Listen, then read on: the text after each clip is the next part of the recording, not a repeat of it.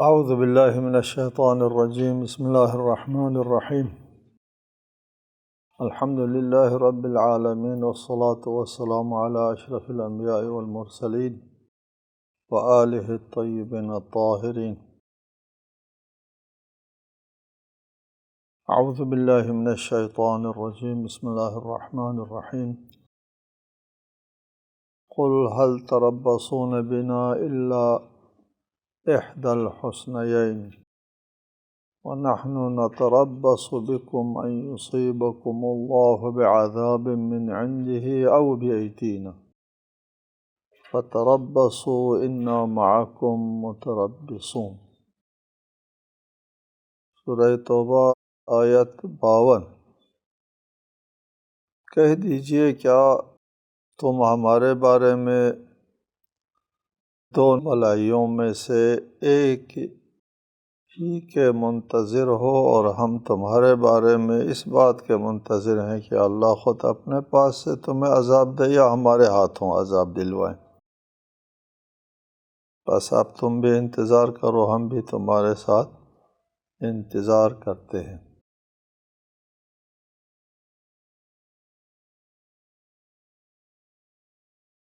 دو موقف اور اپنی زندگی کے بارے میں دو نظریے کا موازنہ ہے کہ انسان کائنات کے بارے میں اور اپنی زندگی کے بارے میں کیا نظریہ رکھتا ہے۔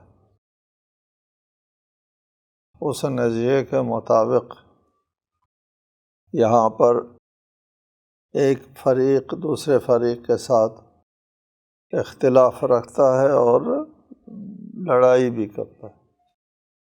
ایک فریق کا کائناتی موقف یا جس میں انسان کی اپنی زندگی ہے، انسانی حیات کا تصور یہ ہے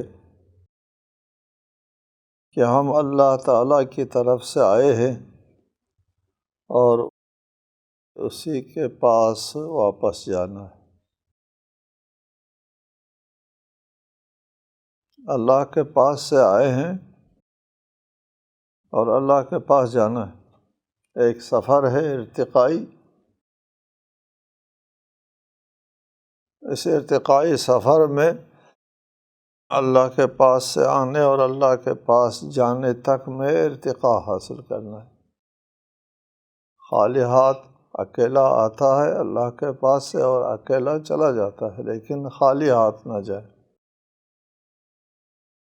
اور اللہ کے پاس جانے کے بعد انسان کو ایک ہمیشہ اور ابدی زندگی ملنا ہے۔ ایک دنیا سے ایک جہاں سے دوسرے جہان کی طرف صرف انتقال ہے۔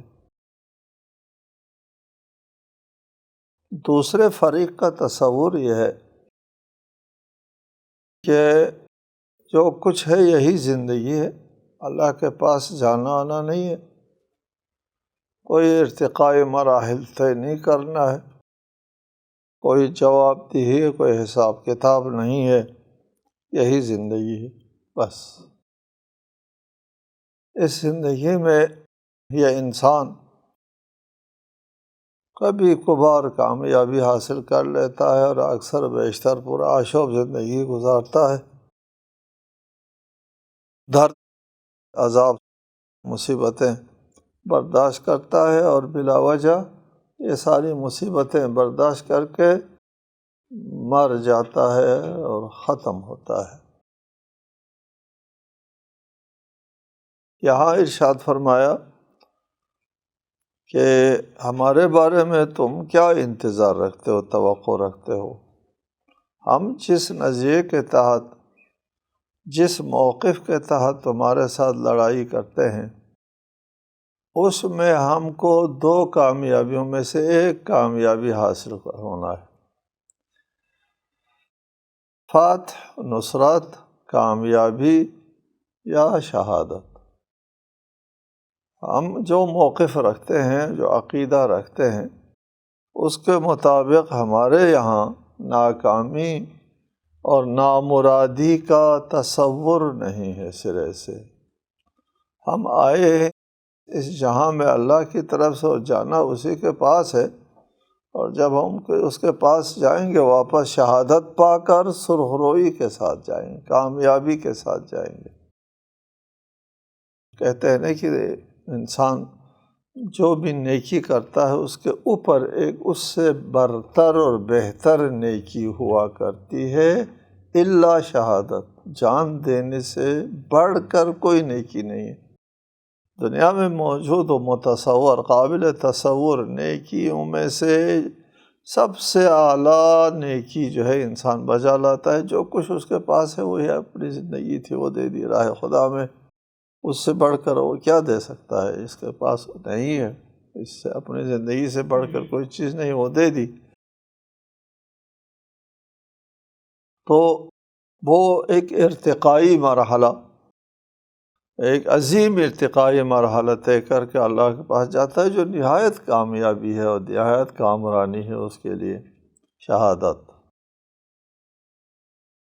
اور اگر فتح و نصرت مل جاتی ہے تو دنیا کے اعتبار سے بھی عزت اور بالادستی اور سخروئی، اور آخرت کے لیے بھی ایک بہت متاع زندگی اور ارتقاء، اللہ تعالیٰ کا قرب حاصل، ارتقاء یعنی اللہ کا قرب حاصل، اللہ کی خوشنودی حاصل کرنا۔ مجاہد اللہ کی خوشنودی حاصل کرتا ہے اور اس دین اسلام کے درخت کی شجریابی بھی کرتا ہے۔ اور اگر مجاہد کو فتح اور نصرت مل جاتی ہے تو بھی کامیابی ہے، شہادت کا درجہ مل جاتا ہے تو بھی کامیابی ہے۔ حل تربصون بنا الا احدی الحسنین، دو بھلائیوں میں سے ایک بھلائی کو تو ہم نے ہر حالت میں حاصل کرنا ہوتا ہے، یہاں ناکامی کا تصور نہیں ہے۔ جبکہ وَنَحْنُ نَتَرَبَّصُ بِكُمْ، جبکہ ہم تمہارے بارے میں کیا توقع رکھتے ہیں؟ تمہارے لیے تو یہی ایک چند روزہ دنیا کی زندگی ہے، یا اس کے سوا تو کچھ ہے ہی نہیں۔ یہ چند روزہ زندگی جو ہے اس میں یا تم اللہ تعالیٰ کے عذاب کے نیچے آؤ گے، اس کے ہم توقع رکھتے ہیں، انتظار میں رہتے ہیں کہ تم پر اللہ کا عذاب کب نازل ہوگا۔ اگر فرض کر لیجئے کسی لڑائی میں، کسی جنگ میں یہ لوگ کامیاب ہو جاتے ہیں اور مسلمان پسپا ہو جاتے ہیں، جیسا کہ احد میں تھوڑی دیر کے لیے خفت اٹھانا پڑی تھی، تو اس صورت میں اللہ کے عذاب میں مبتلا ہوتے ہیں یہ لوگ۔ اور اگر مومنین کو فتح و نصرت مل جاتی ہے تو پھر مومنین کے ہاتھوں میں عذاب میں مبتلا ہوں گے۔ تمہاری طرف تو عذاب کے سوا کچھ نہیں ہے، یا ہمارے ہاتھوں سے تم کو عذاب اور ذلت و خواری اٹھانا پڑے، یا اللہ تعالیٰ کی طرف سے۔ وَنَحْنُ نَتَرَبَّصُ بِكُمْ أَن يُصِيبَكُمُ اللَّهُ بِعَذَابٍ مِّنْ عِنْدِهِ، اللہ جو ہے اپنے پاس سے تمہارے اوپر عذاب ڈال دے، اَوْ بِأَيْدِينَا، یا ہمارے ہاتھوں سے عذاب ڈلوائے۔ بہرحال عذاب کی جو بھی صورت ہے اللہ تعالیٰ کی طرف سے براہ راست ہو یا مسلمانوں کے ذریعے سے ہو۔ فَتَرَبَّصُوا، انتظار کرو، ہم اپنی کامیابی کا انتظار کرتے ہیں، تم اپنے لیے عذاب اور رسوائی کا انتظار کرو۔ اِنَّا مَعَكُمْ مُتَرَبِّصُونَ۔ قُلْ أَنفِقُوا طَوْعًا أَوْ كَرْهًا لَن يُتَقَبَّلَ مِنكُمْ إِنَّكُمْ كُنتُمْ قَوْمًا فَاسِقِينَ۔ انہیں منافقین کے بارے میں کہ کبھی ان کو کچھ خرچ کرنا ہی پڑتا ہے۔ انفقوا طوعا، اپنا مال بخوشی خرچ کرو یا بادل ناخواستہ، دونوں صورتوں میں، خوشی سے دے دو پھر بھی، بادل ناخواستہ دے دو پھر بھی، دونوں صورتوں میں لن یتقبل منکم، تمہارا انفاق، تمہارا خرچ قابل قبول نہیں ہے۔ تم بہت مال خرچ کرو، اس سے تمہارا کوئی درجہ اللہ کے نزدیک، اس کے رسول کے نزدیک نہیں بڑھے گا۔ کیوں؟ انکم کنتم قوما فاسقین، کیونکہ تم فاسق قوم ہو، فاسق قوم کا کوئی عمل قابل قبول نہیں ہوتا، فاسق قوم کا عمل اس فاسق کو ارتقاء نہیں دیتا، فاسق قوم کا عمل اس فاسق کے روحانی کیفیت کی ترجمانی نہیں کرتا، فاسق قول کا عمل جو ہے اس کی نیت اور اس کے ایمان کے آثار میں سے نہیں ہوا کرتا، فاسق کسی طرف ہے اور اس کا عمل کسی اور طرف ہے، باہم مربوط نہیں ہے۔ اس مطلب کو ہم آپ کے لیے بارہا بیان کرتے ہیں کہ کسی عمل میں خوبی آنے کا دار و مدار عمل کرنے والے کے اندر موجود خوبی پر ہے، کہ اگر عمل کرنے والے کے اندر خوبی ہے تو اس کے عمل میں بھی خوبی آتی ہے، اور اگر عمل کرنے والے کے اندر خوبی نہیں ہے تو اس کے عمل میں عمل کرنے والے سے قطع نظر خوبی نہیں آتی۔ یہ بات وہاں پر ہم زیادہ بیان کرتے ہیں کہ کچھ لوگ یہ سوال اٹھاتے ہیں کہ یہ جو غیر مسلم لوگ ہیں ان کی بہت خدمات ہیں، انسانیت کی خدمات ہیں، انہوں نے بہت کام کیا ہے، یا غیر مسلم لوگ آتے ہیں ادارے کھولتے ہیں اور پھر خدمت کرتے ہیں لوگوں کی، تو ان کو کوئی ثواب نہیں ملے گا۔ وہاں یہ ہم جواب دیتے ہیں کہ ان کا عمل جو ہے وہ خود ان سے مربوط نہیں ہے، ان کے نیت سے، انما الاعمال بالنیات، ان کے اندر جو ان کا موقف ہوتا ہے اس سے متعلق نہیں ہے۔ موقف کیا ہونا چاہیے تھا؟ موقف یہ ہونا چاہیے تھا کہ کوئی بھی کام ہو وہ اللہ کے لیے ہو، ارتقاء کے لیے، قرب الہی حاصل کرنے کے لیے ہو، اور جس میں قرب الہی حاصل کرنے کا ارادہ اور نیت نہ ہو اس عمل سے قرب حاصل نہیں ہوگا، قبول نہ ہونے کا مطلب یہ ہے، اس عمل کا نتیجہ نہیں ہوگا، اس عمل کے اثرات جو ہے اس پر مترتب نہیں ہوں گے۔ انسان جو عمل کرتا ہے اس عمل کے پیچھے جو عزم و ارادے ہیں اس کے مطابق اس عمل کی قیمت لگتی ہے۔ ایک عمل ہے، ایک شخص انجام دیتا ہے، اس کا ایک درجہ ہے، دوسرا عیناً وہی عمل انجام دیتا ہے، ان دونوں میں ایمانی درجہ میں فرق ہے، ان دونوں کے معرفت میں فرق ہے، ان دونوں کی نیت اور ارادوں میں فرق ہے، اسی فرق کے مطابق جو ہے ان دونوں کی قیمت لگتی ہے۔ عمل ایک جیسا ہے لیکن یہ دونوں ایک جیسے نہیں ہیں، لہٰذا اس عمل کو نہیں دیکھا جاتا کہ ایک جیسا ثواب ملے، ایک جیسا درجہ ملے، چونکہ عمل ایک جیسا ہے، ایسا ہرگز نہیں ہے۔ عمل کرنے والے ایک جیسے ہوں تو ٹھیک ہے، عمل کرنے والا اگر ایک جیسے نہیں ہے تو ان کے ہر ایک عمل اس کے اپنی قیمت کے مطابق ہے۔ اس آیت میں ارشاد فرمایا لن یتقبل منکم، تم سے یہ عمل، یہ انفاق قبول نہیں ہوگا۔ کیوں قبول نہیں ہوگا؟ انکم کنتم قوما فاسقین، تم فاسق ہو، راہ راست پر نہیں ہو، راہ راست سے منحرف اور خارج ہے، فسقہ کہتے ہیں نا بل سے نکلنے کے لیے، تم اپنے جو فطری جگہ ہے، تمہارا جو انسانی راستہ ہے اس سے منحرف ہوا ہو، باہر نکلے ہوئے ہو، اور پھر وہاں جا کے جو بھی کام کرتا ہے وہ اس راہ راست کے کام نہیں آئے گا اور تمہارا بھی کام نہیں آئے گا۔ اگلی آیت میں مزید وضاحت ہے اسی مطلب کی طرف، وَمَا مَنَعَهُمْ أَن تُقْبَلَ مِنْهُمْ نَفَقَاتُهُمْ إِلَّا أَنَّهُمْ كَفَرُوا بِاللَّهِ وَبِرَسُولِهِ، کیا چیز مانے ہوگی کہ ان کے نفقات، ان کا خرچ، ان کا مال دینا جو ہے یہ قابل قبول نہیں ہے۔ فرمایا اور ان کے خرچ کیے ہوئے مال کی قبولیت کے راہ میں بس یہی رکاوٹ ہے کہ انہوں نے اللہ اور اس کے رسول کا انکار کیا۔ کفرو، انکار، منکر ہے، خدا اور رسول کا منکر ہے یہ لوگ دل سے۔ جب خدا اور رسول کا منکر ہے اور پھر خدا رسول کا انکار کرنے کے بعد اسی کے لیے پیسہ دیتے ہیں، یہ اس اللہ کو جس کو یہ لوگ نہیں مانتے پیسہ دے رہے، اس رسول کو جس کو رسول نہیں مانتے پیسہ دے رہے، قبول ہوگا؟ قبول نہیں۔ الا انہم کفروا باللہ وبرسولہ، یہ لوگ اللہ اور اس کے رسول کا انکار کرتے ہیں۔ ولا یأتون الصلاۃ الا وہم کسالى، اور نماز کے لیے آتے ہیں تو کاہلی کے ساتھ آتے ہیں۔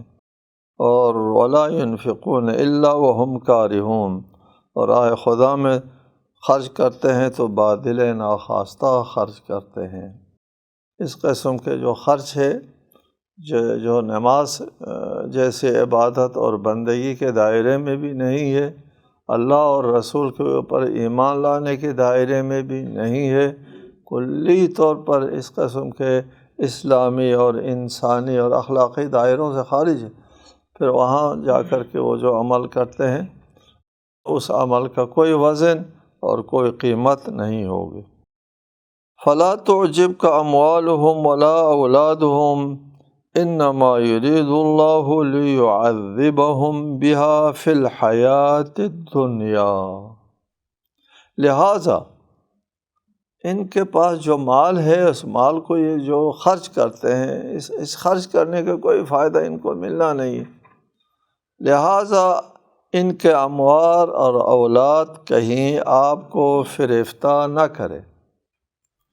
یہ قرآن کے جو مخاطبین اور مکلفین ہیں ان کو سمجھانے کے لیے خطاب اپنے رسول سے کرتا ہے۔ قرآن ہمیشہ یہی طریقہ خطاب ہے کہ آپ کو فلا تعجب کا، آپ کو فریفتہ یعنی آپ کو زیادہ پسند میں مبتلا نہ کرے۔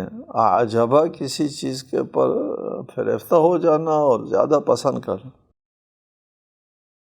ان کے اموال اولاد پر فریفتہ نہ ہو۔ اللہ تو بس یہ چاہتا ہے کہ ان چیزوں سے انہیں دنیاوی زندگی میں بھی عذاب دے۔ یہ قابل توجہ نکتہ ہے۔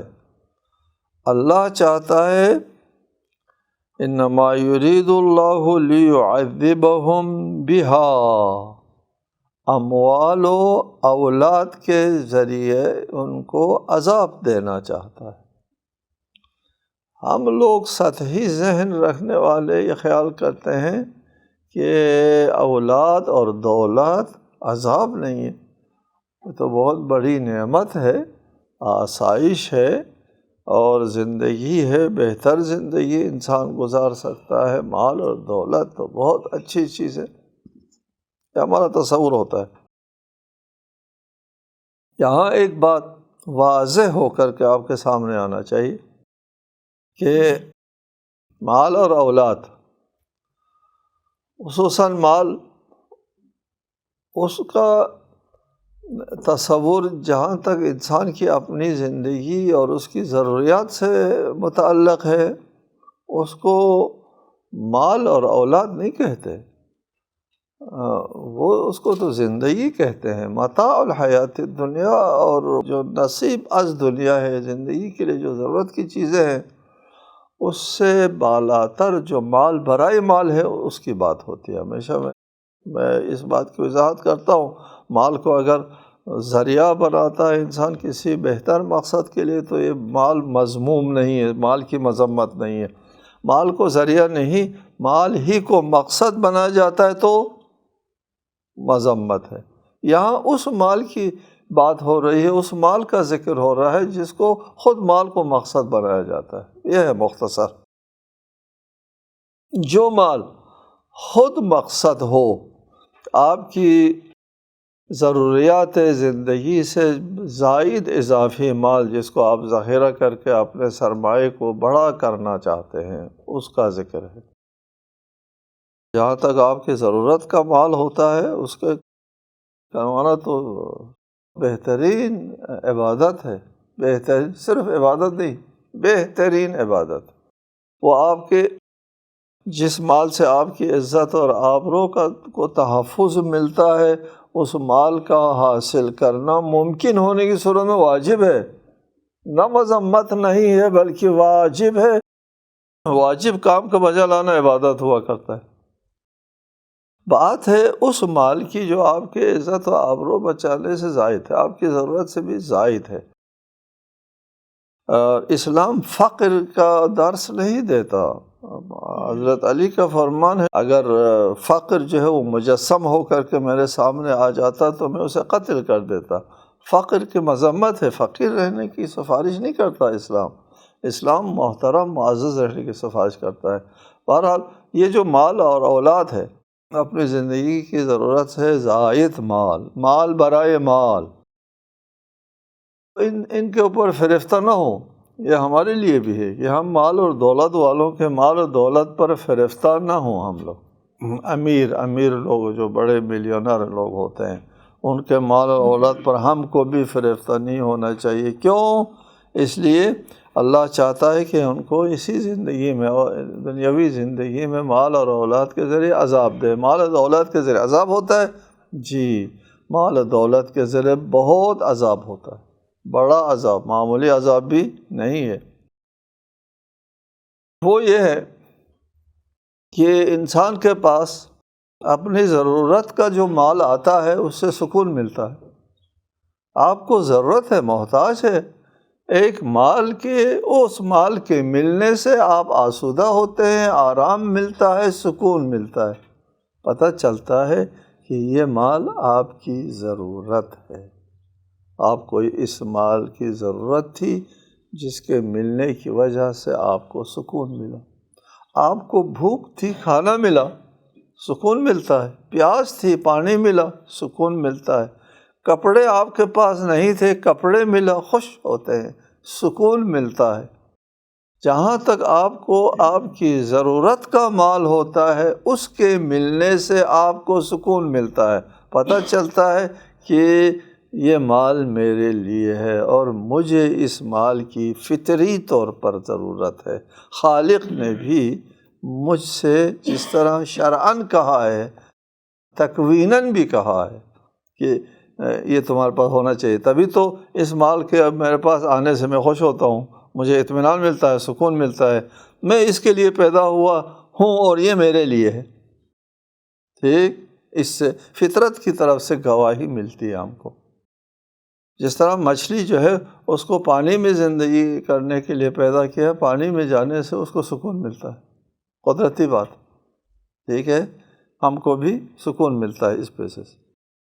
اس سے زائد جب پیسہ آتا ہے، ضرورت سے زائد جو پیسہ آتا ہے، آپ کے پاس دولت کا ایک ذخیرہ لگ جاتا ہے، اس سے بھی آپ کو سکون ملتا ہے؟ ہرگز نہیں، اس سے آپ پریشان ہو جاتے ہیں۔ 1 کروڑ روپے کا مالک ہو جائے، آپ نہیں سوئیں گے، جی، تڑپ تڑپ کے رات گزاریں گے اور کل کو یہاں چھوڑ کر کے چلے جائیں گے، اس لیے کہ آپ کی جو خواہشات ہے، جو درندگی رکھتے ہیں، وہ خواہشات بیدار ہو گئی پیسہ آنے سے، وہ درندہ پھر آپ کے قابو میں نہیں آتا۔ ہم آئندہ اس پر مزید گفتگو کریں گے کہ مال اور دولت، اس کے لیے ہم پیدا نہیں ہوئے۔ اگر ہم اس کے لیے پیدا ہو گئے ہوتے تو جتنا مال آتا اتنا ہی سکون میں اضافہ ہونا چاہیے تھا، اتنے ہی خواب گہری ہونے چاہیے تھی۔ ایسا نہیں ہوتا۔ جو مال اور دولت کے مالک ہیں ان سے پوچھو ان کو نیند کیسے آتی ہے۔ والسلام علیکم ورحمۃ اللہ وبرکاتہ۔